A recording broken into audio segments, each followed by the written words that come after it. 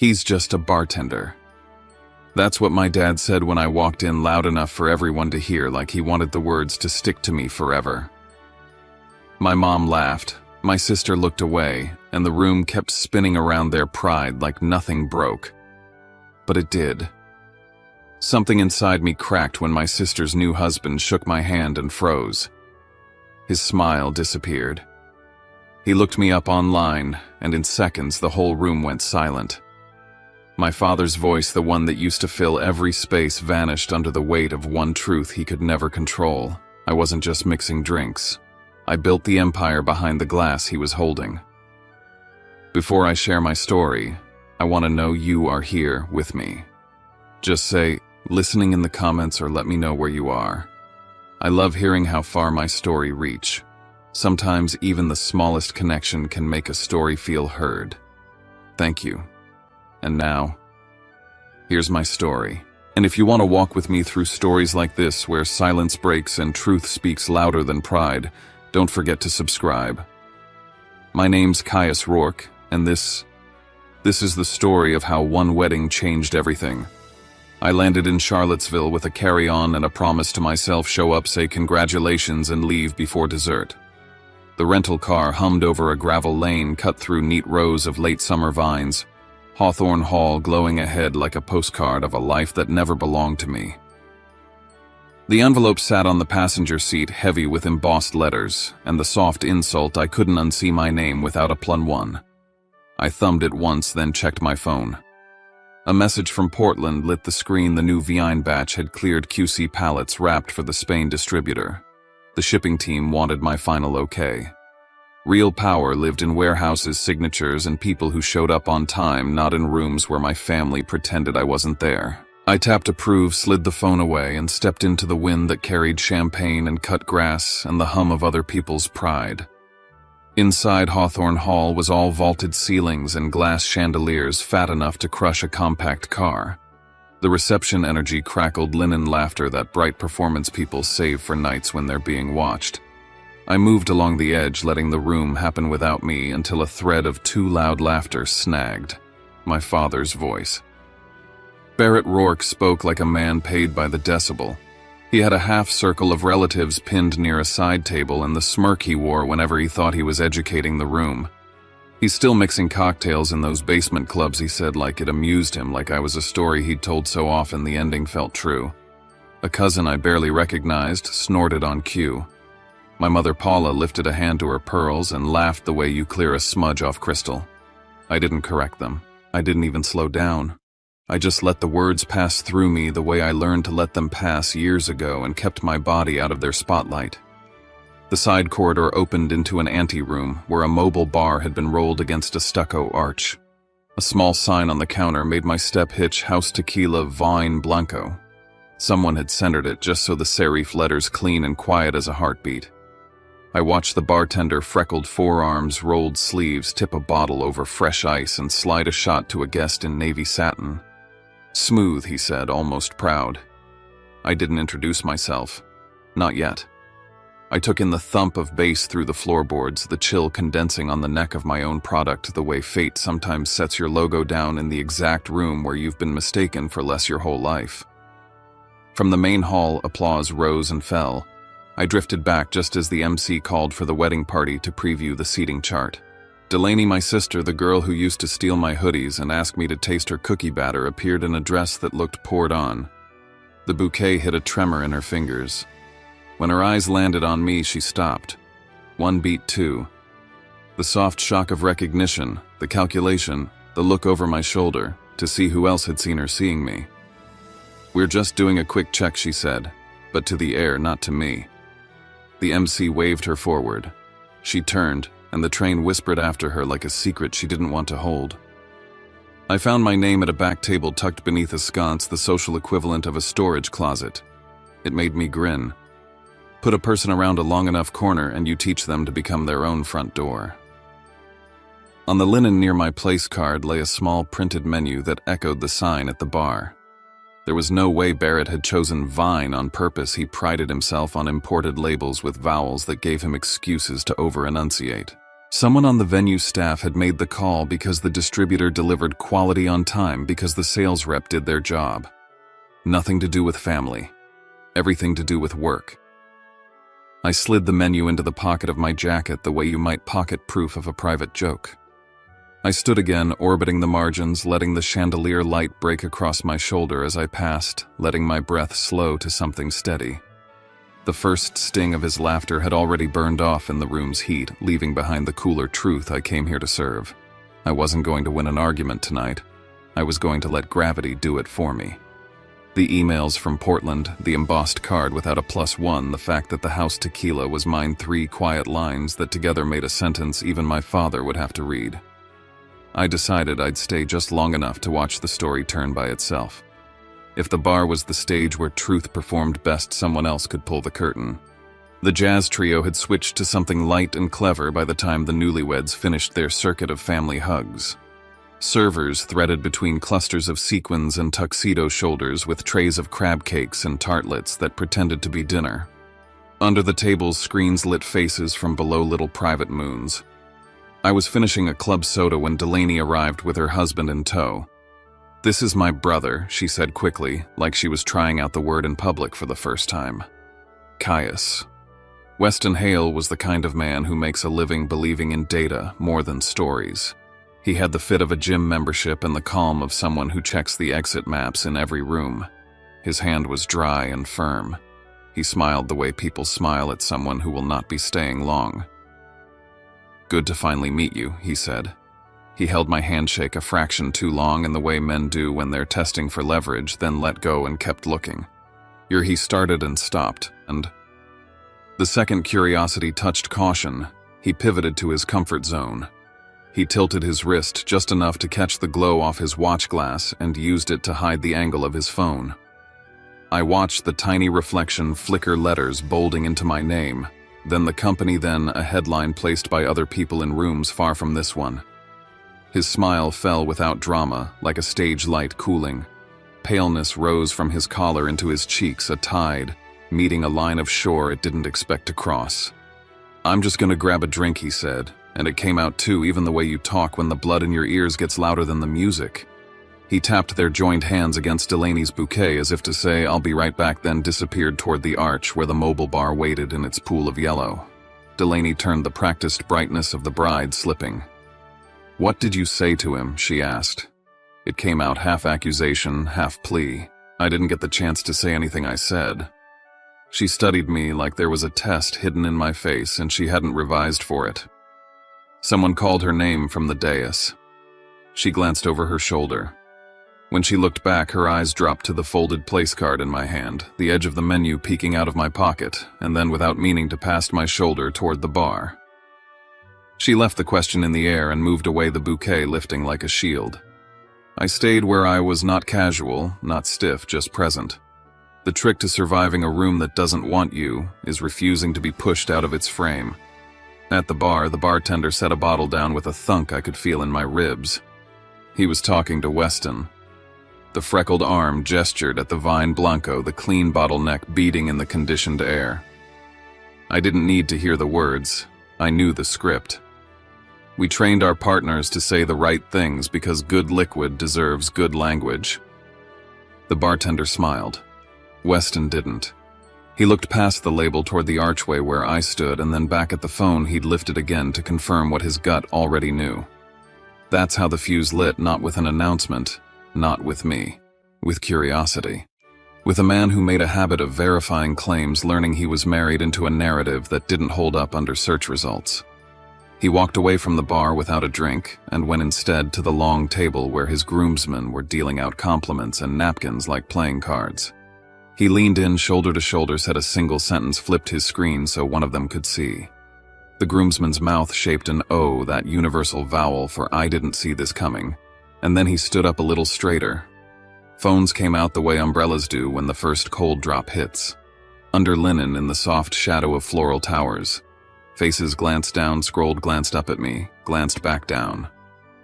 I watched the room in reflections off a champagne bucket across the silent depth of a sideboard's lacquer in the tiny convex planet of a cufflink. It wasn't triumph I felt.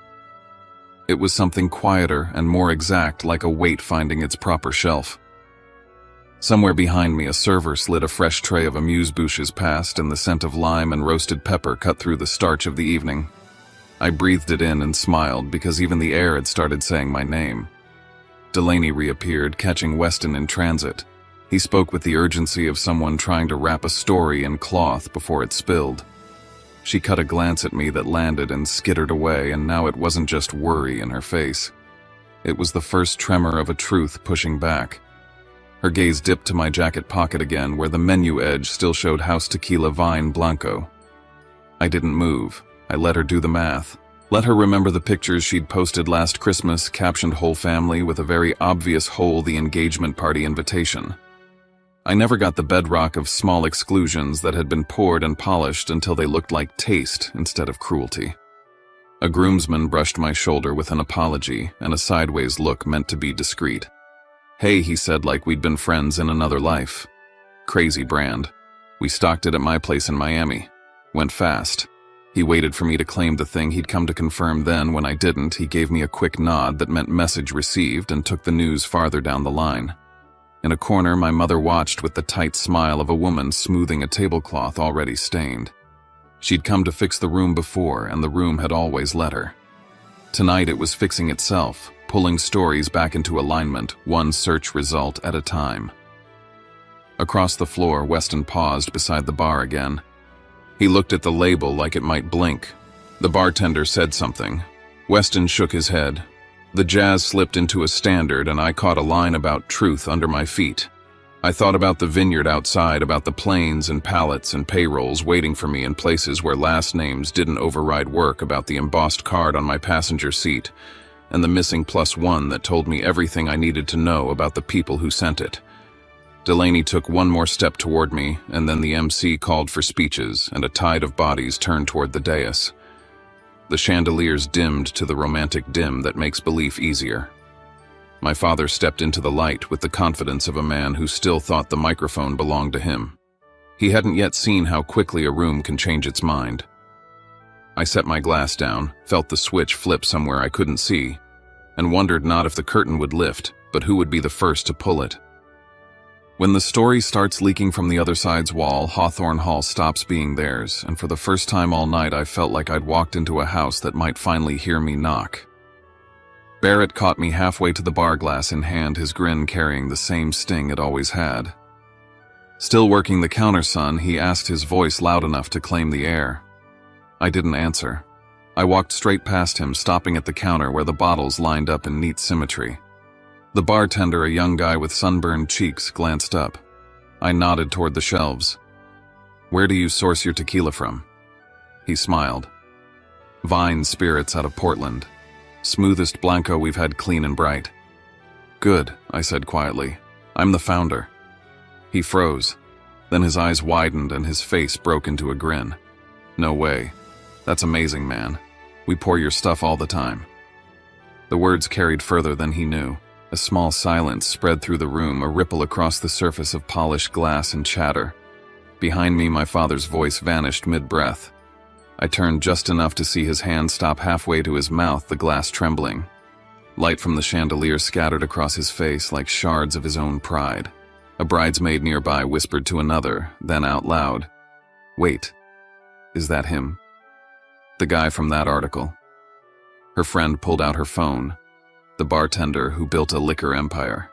She read the title, slicing through the air like a verdict. My mother appeared quick but poised. "Julian." She started catching herself on my real name. "Please don't embarrass your father." "I haven't," I said calmly. "I only confirmed what's printed on the bottle." Barrett said nothing. His fingers whitened around the stem of the glass. For years he'd spoken for everyone in this family. Tonight, even his silence made more noise than his voice. The bartender, oblivious, was still smiling. "Man, that's wild. Your stuff's the real deal." The words landed heavier than they should have.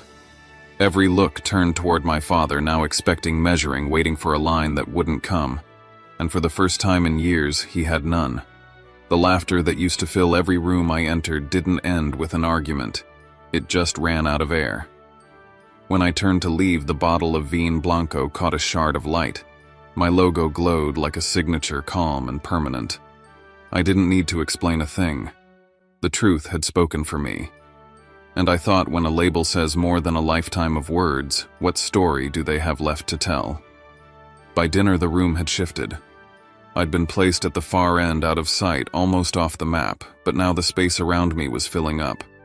Chairs scraped closer, small talk bent in my direction, curiosity tugging people toward the new center. From the dance floor, Delaney and Weston finished their first waltz. The applause was softer, now scattered. Eyes drifted from the couple to me, to the corner where my father sat too still. My mother leaned close to him, whispering something sharp. He didn't answer. Aunt Delia arrived first, perfume thick enough to hide discomfort. "Caius, darling, we always knew you'd make something of yourself," she said too brightly. "That's strange," I replied. "You never asked what I was making." Her smile stiffened. A few guests caught the edge in my voice, and the murmur grew. My father's glare cut across the table, but I held his gaze just long enough to let him know I wasn't 12 anymore.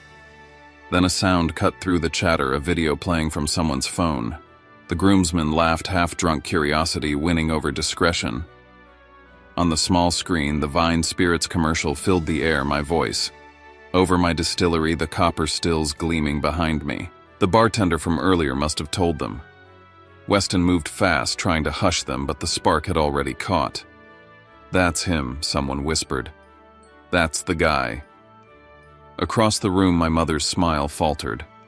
Barrett's hand clenched around his fork, his jaw set like granite. Delaney appeared at my side. "I didn't know," she said quietly. "About all this." "I know," I said. "You never asked." Her face flushed, guilt and realization tangling in her eyes.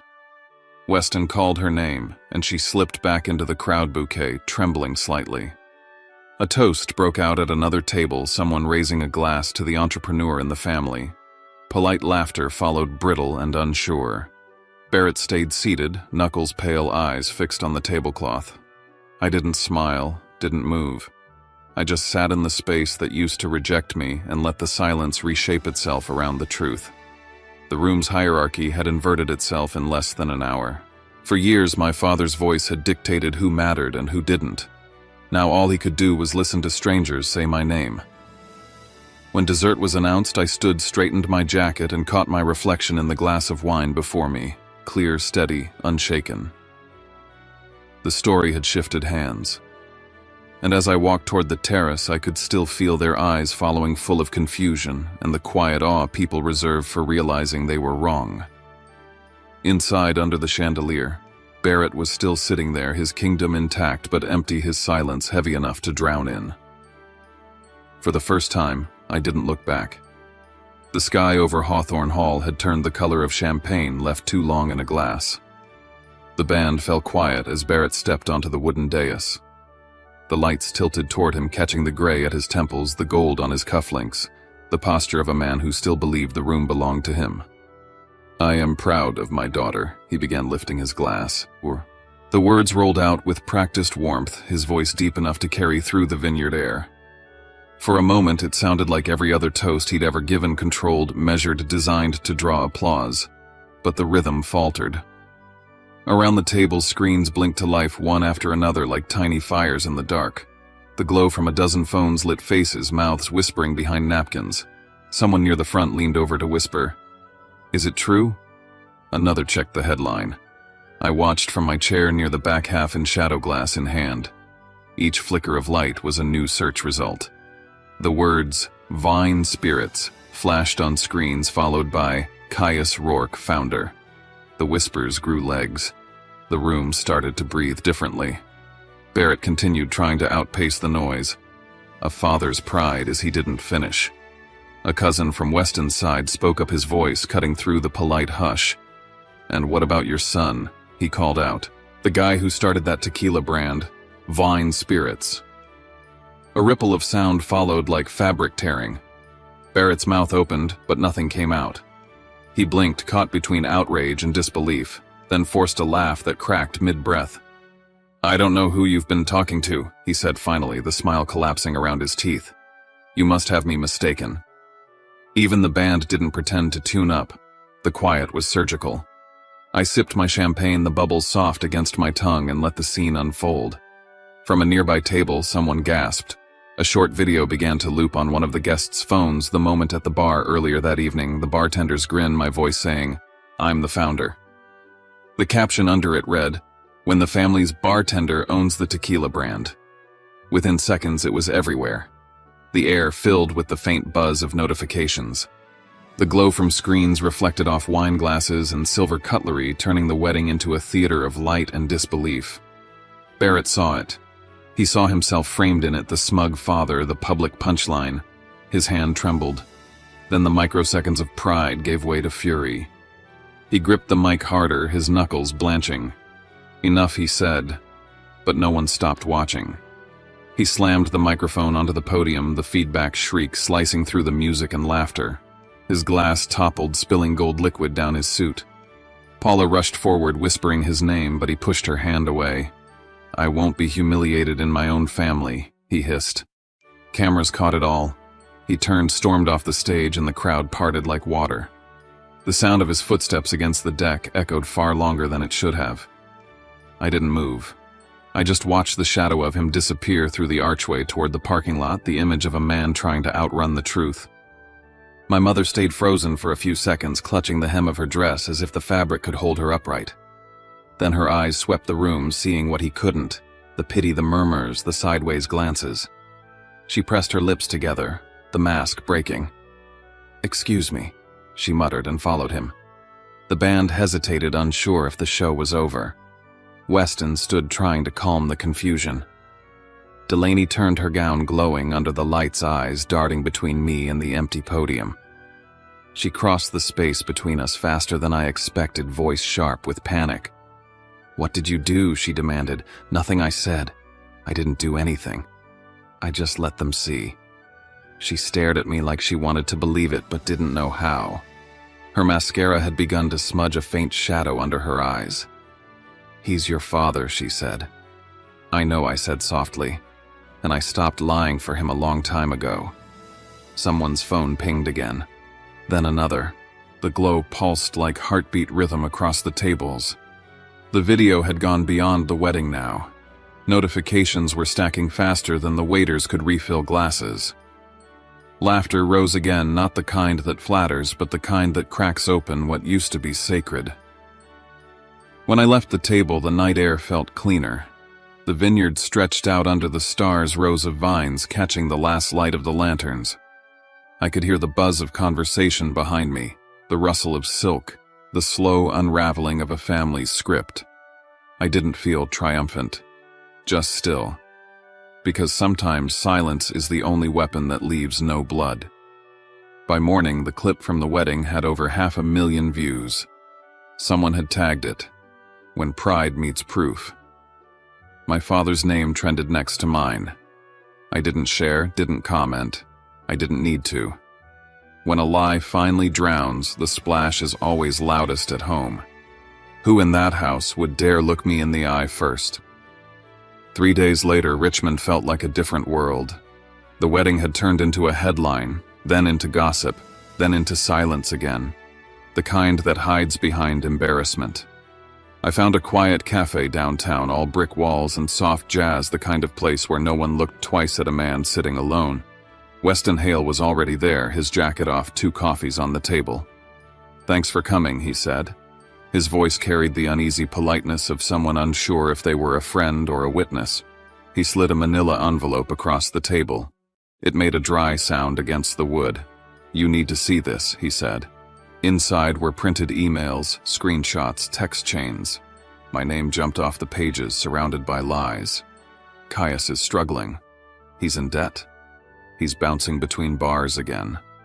Lines written in the neat punctuation of my father's sentences. My eyes moved faster the more I read threads with cousins, with business contacts, even with Paula. One message to Weston's mother. "Don't mention Caius around Delaney. He's not doing well. It would only distract her happiness." Another worse, an attached photo of me during a distillery installation, grime on my shirt captioned, Lost another job, poor kid tries though. The emails dated back 5 years, a whole narrative carefully curated. Every rumor that ever found its way to me now had an author. I looked up. Weston was watching me nervous. He sent those to everyone, he said. He told my family before the engagement that you were unstable. Said you'd probably show up drunk to the wedding. I believed him. I sat back, the weight of the papers pressing against my palm. And yet I said you looked me up. He nodded, shame plain on his face. I did. I check people out. It's what I do. But when I saw who you really were, I realized I'd been part of something wrong. He didn't just exaggerate, he fabricated. I didn't speak. I kept reading. One email caught me like a hook: Barrett's message to a Chicago investor warning him against joining my funding round. Unreliable. Doesn't finish what he starts. My throat tightened. I could almost hear the tone, the same voice that had lectured me for years about success and image. Weston ran a hand through his hair. He told me once he was protecting the family name, he said. But that wasn't it. He was protecting himself from you. The noise of the cafe faded to a hum. Cups clinked. Someone laughed by the counter. Outside cars moved through the morning sun. I turned another page, saw my mother's messages echoing his words. He's a good boy, just lost. We try not to talk about it. For years, they hadn't just erased me, they'd rewritten me into a cautionary tale. Why show me this now? I asked. Weston hesitated. Because I was complicit. And because you deserve to see the size of what he built on your back. He pushed another sheet forward. This one you should know about. The printout showed an email chain with my Chicago competitor Barrett offering market insight in exchange for a consulting retainer. A retainer that existed solely to block my company's distribution deal. He didn't just want to hide you, Weston said. He wanted you gone. I folded the pages back into the envelope, my pulse steady. Anger would have been easy, but it felt small next to the clarity I felt.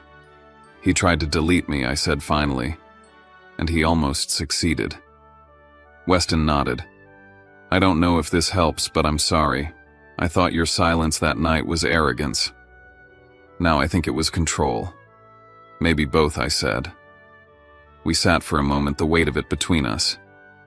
Outside sunlight hit the glass hard enough to throw a reflection across the table. It landed on the envelope like a seal. Weston leaned forward. What are you going to do? I looked at the papers, then at him. The same thing I've always done, I said. Let the truth stand on its own. He built this lie one email at a time. I'll undo it in one delivery. He didn't ask what I meant. He didn't need to. I stood, sliding the envelope into my jacket pocket. Weston's final words followed me out the door. Sometimes the truth only counts if the person who buried it has to read it. I turned once before leaving the sunlight spilling down the narrow street and said I know exactly which desk it belongs on. The door closed behind me, the bell above it ringing once a clean, bright sound. The cafe noise swallowed it whole. On the drive back to Charlottesville, the wind pressed against the car windows, steady and insistent. The envelope sat beside me on the passenger seat, heavier than it should have been. Ahead, the road curved toward home, toward the study where Barrett still thought his word was law. I wasn't going back for revenge. I was going back for balance. Because stories only rot when no one opens the window. By the time the vineyards came into view again, the sun was low enough to set the bottle glass in the distance aflame. I drove faster, the envelope safe beside me, thinking of the only question that mattered now. When the lie was finally in his hands, would he even dare to read it? The house looked smaller than I remembered, slouched under the gray Virginia sky. The air smelled of damp wood and something old that refused to leave. I knocked once and walked in. The walls hadn't changed, portraits, awards, the echo of a man who'd built his world out of appearances. Barrett sat behind his walnut desk, glasses low on his nose, the lamp throwing a warm circle on the papers spread before him. He didn't look up until I was halfway across the room. So he said, "You've decided to visit." I placed the manila envelope on his desk. "You should read this." He didn't touch it. What is it now? Another attempt to make me look like the villain. It's what you wrote, I said quietly. Not what anyone else said. You can decide if it still sounds like the truth. He leaned back, crossing his arms. You ruined your sister's wedding. You made us all look like fools. I met his eyes. No. I showed up, and the truth spoke louder than your version of me. His voice hardened. I spent my life keeping this family's name clean, and you became the one thing you couldn't control. He rose, hand flat on the desk. I sacrificed everything to protect this family. I pulled a single page from the envelope and laid it in front of him, his email to my Chicago investor, the one that cost me a deal years ago. He read just the first line before looking away. I did it for the family, he muttered. For the family, I said. You erased your son to protect a surname. His jaw tightened. He reached for a pen, gripping it so hard it shook. I closed the envelope, slid it toward him. I'm done letting you narrate who I am, I said. I didn't come for forgiveness. I came to return what's yours. He didn't answer. Behind him, the house creaked in the silence. My mother appeared at the door, voice brittle. Caius, please. Everyone just misunderstood. I turned toward her. No one misunderstood. They just believed whoever shouted loudest. I walked out without looking back. The sound of the pen hitting the desk followed me down the hall. Outside, the air was cool, the wind moving through the oak trees. For the first time, I felt light, not victorious, just free. He could keep the house, the name, the silence. I was done living inside it. 8 months later, Austin sunlight streamed through the glass of my new office. On the wall hung a framed photo from Portland, the day we opened the first Vine distillery. Everyone in it was smiling, sweaty, alive. My inbox buzzed with a feature titled, The Man Who Redefined Craft Spirits. 30 states' new partnerships record growth. I closed the tab before finishing. I didn't need the praise to know we'd made it. A message from Delaney appeared. I'm sorry for believing what I was told. I replied, just be honest from now on. That's enough. Then Weston's email arrived, a picture of his newborn, red-faced and perfect. Middle name's Caius. Thought you should know. I stared at it for a long time, unsure what to feel, then smiled and shut the screen. By noon, legal sent a request from a small firm in Charlottesville seeking a licensing deal with Vine. The name at the bottom called her Ames, my cousin, the one who'd laughed the loudest that night. I typed one word and the response, declined. Later that day, I signed off a wire transfer, the Rourke Grant, for hospitality education scholarships for kids who couldn't afford culinary school. The signature line bore my father's name, not mine. I wanted his legacy rewritten, not erased. A week passed before the letter arrived, no return address, only one word scrawled inside. Why? I sat by the window, sunset spilling across the desk, the light catching the curve of a Vine Blanco bottle. Because legacy isn't what you leave behind, I said aloud. It's what you build while you're still here. I poured a small glass, the tequila glowing pale gold, and let it rest between my palms. Outside, Austin hummed alive, forward, indifferent. I thought of my family, my mother's quiet denial, my father's silence, my sister's late apology. They were still my blood, but not my direction. I took a sip, clean and smooth, and watched the light shift through the glass. I didn't need to win anymore. I just needed to live without permission. If anyone ever asked whether they were still my family, I'd say yes. But they're no longer part of the story I'm writing now. Sometimes the hardest truth to face isn't what others said about you, it's what you allowed them to make you believe. For years, I let silence write my story. But walking out of that house, I understood peace doesn't come from proving anyone wrong. It comes from refusing to be defined by lies. If you've ever been the one left out, dismissed, or rewritten, I hope my story reminds you that you still get to take the pen back. Legacy isn't built from approval, it's built from persistence, from showing up anyway. And if you've made it this far, I want to thank you for listening. Drop a still here in the comments or tell me where you're watching from. I read everyone, Because stories like this aren't just mine, they belong to anyone who's ever decided that truth is enough. Don't forget to subscribe if you want to keep walking with me through more stories like this, where silence breaks, pride falls, and honesty finally wins.